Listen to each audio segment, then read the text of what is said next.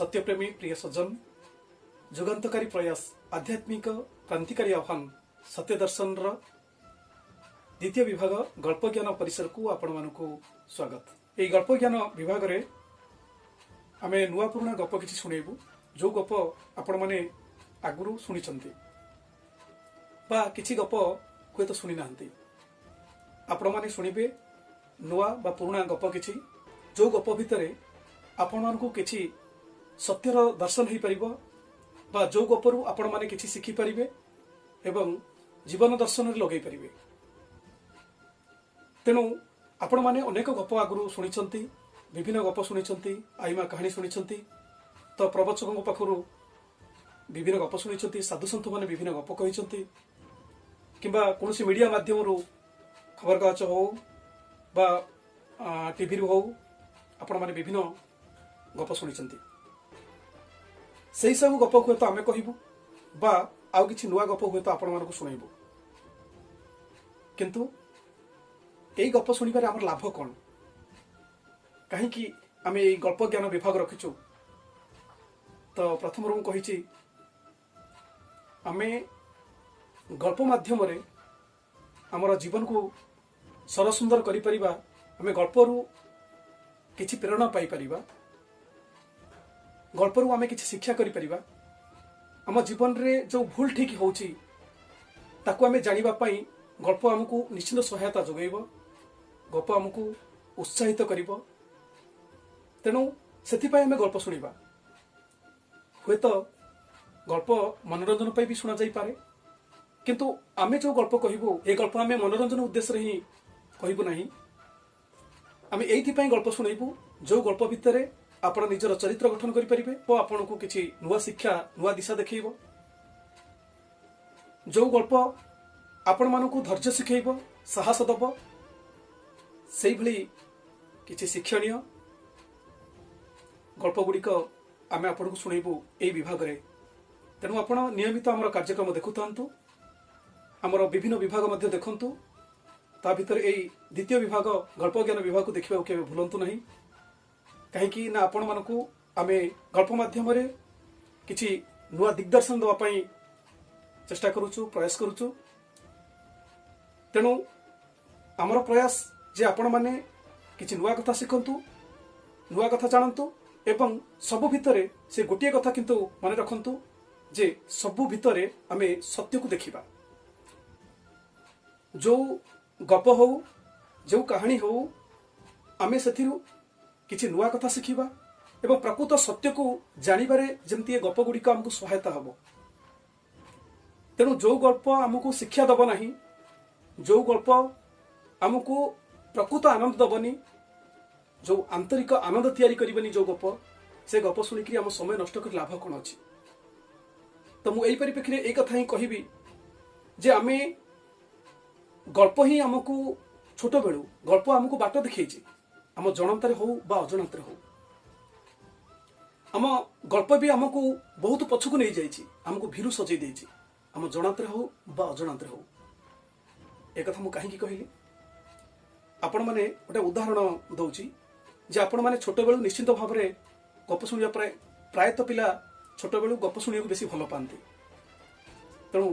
आई को पाखरे हो अजा को पाखरे हो गप सुनिया पई छोट बेलू आमे भिड लगै दियो। तेणु एमती कथार अच्छी जे कि आई माँ पासे गप शुणु शुणु निदटी आसे तो से आमे बुढ़ी माँ पाखरे गप शुणा जिद धरी बसु सी आमको विभिन्न गप सब शुणाती। अवश्य मो जीवन रे मो बुढ़ी माँ पाखरु गप जी शुणी ना किंतु मो मौसी मान पाखरु मु गप शुणुली तो छोट बेलू मो मौसी माने मत विभिन्न प्रकार गप शुणुली से गप भितर बहुत खुशी लगुला मजा भी थिला से गपरे बहुत शिक्षा भी थिला एमती अनेक अनेक गप छोट बेलू शुणी किंतु से गप जे केते आनंददायक केते शिक्षणीय ताहा छोट बेले एते चिंता करि नथिले भी परवर्ती समय में बुझी जाइथिले जनात्रे हो बा अजनात्रे हो सेई मौसींकर गप केतबेले केमती कोनोसी जेजेंग पाखरु बा अजंग पाखरु गप हुए तो शुणी थी किंतु अधिकांश समय जेहेतु मो मामू घरे प्राय समय रोली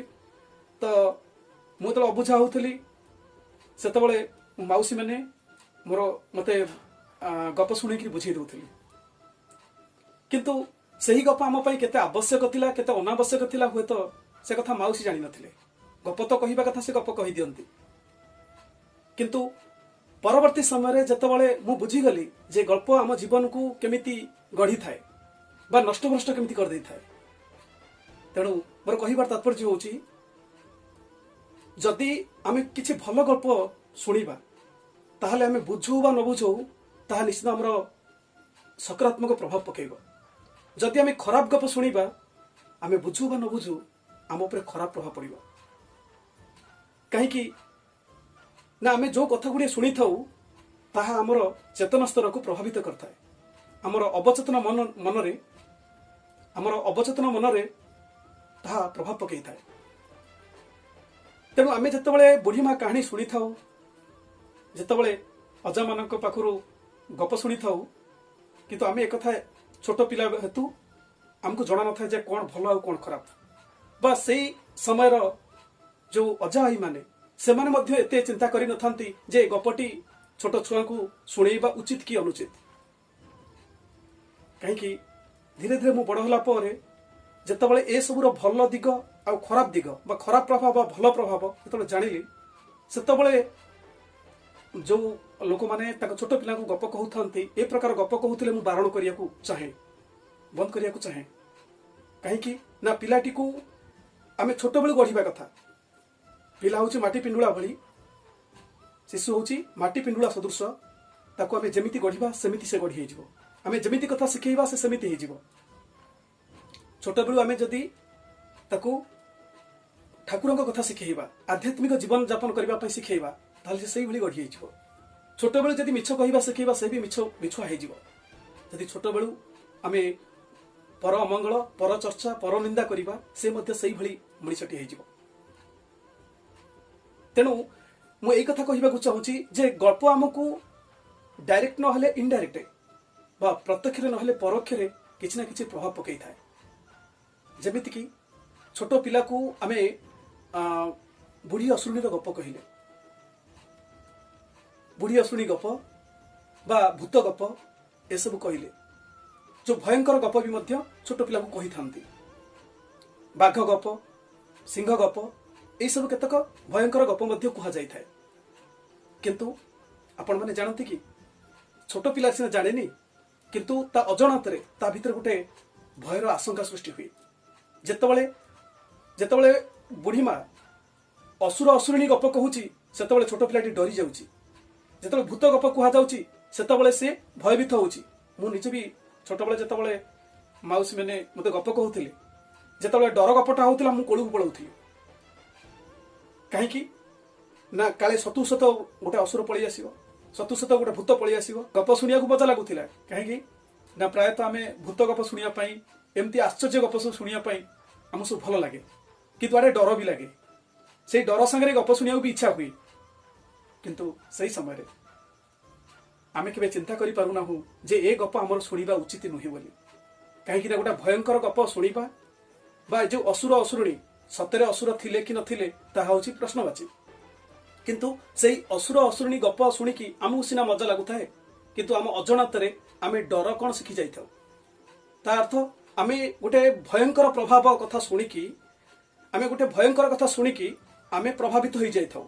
आमे जीवन रे अनेक समय मध्य एमती डरी जाई भूत गप शुणिकी आमे छोट बेलू मध्य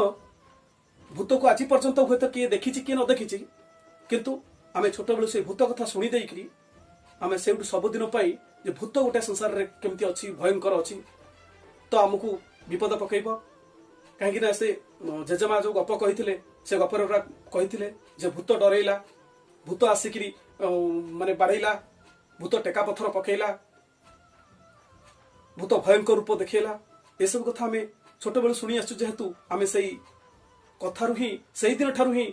आम भूत को डरी जाइचु आज जिते साहस संचय कला बेलू हुए तो आम कौटी ना कौटी आमर दुर्बलता रही जाउची से भूत कथा शुणीदेले मनरे भय आसी जाउची तेणु मोर कहबार तात्पर्य होउची ए सबु गोटे छोट छुआ को शुणेबा कौन दरकार चाहिए से छोट बेलू आम शिक्षण गप कही पारि थांते, कौन महापुरुषों जीवनी कही पारि थांते, ठाकुर गप शुणी पारि थांते। से भी तो मजा अच्छी, से भी तो आनंद अच्छी। तेणु अधिकांश क्षेत्र में एक कथा जो जेजे बा जेजेमा बा अजा आई एमाने जो गप कहती से निजे भी जानी नथांती ए गप छोट छुआ को शुणिले खराब हम कि भल हम। आम बाघ गप शुणिले ए बाघ आउची पिलाटी डरीगला हठात बाघ कथा शुणिकी से भयभीत होगला, ता देह गोटे सिंहरण आसीगला, भयर गोटे वातावरण खेलीगला। ताद्वारा पिलार कोमल मनटी प्रभावित होनी कि। तेणु छोट बेलू गोटे पिला को जदि भल मनीष करार अच्छी, छोट बेलू के भयालु नुहे, ताकू सत्साहसर कथा ही शिखातु, ताकू भल बाटर चलिबार कथा शिखातु से गल्प माध्यम दे। किंतु से सब गल्प गुड़िक शिशु आदौ भल नुहे, जो गल्प गुड़िक गोटे शिशु को खराब बाट को नहीं जीव, शिशु को भयालु करदेव। एवं बड़ माने भी मध्य जे कि छोट पिलांकर ए कथा को गुरुत्व दियंती नहीं। तो अछि उभय तो आम शिशु मान विषय ये कार्यक्रम नुहे। आज आमर विशेष कथा होछि जे प्रकृत रे गल्प आम जीवन रे आमको को प्रकार प्रभावित करे, निश्चिंत प्रभावित करे। जदि गोटे शिक्षणीय गप हम से आम निश्चिंत शिखिपर कि